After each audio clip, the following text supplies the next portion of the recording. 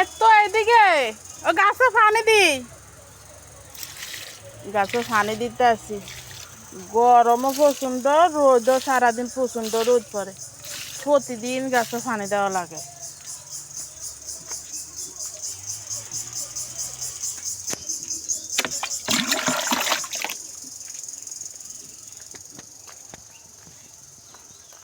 এই জায়গায় আমি কচু গাছও লাগাইছি একটা কচু গাছ লাগাইছি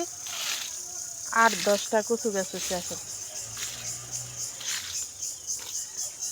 দুন্দুল গাছ এগুলা দুন্দুল গাছ যে অনেকগুলো দুন্দুল গাছ লাগাইছি বেগুন গাছ মিষ্টি কুমড়া গাছ মরিচ গাছ সামান্য একটু জায়গার মধ্যে অনেক রকমের গাছ আছে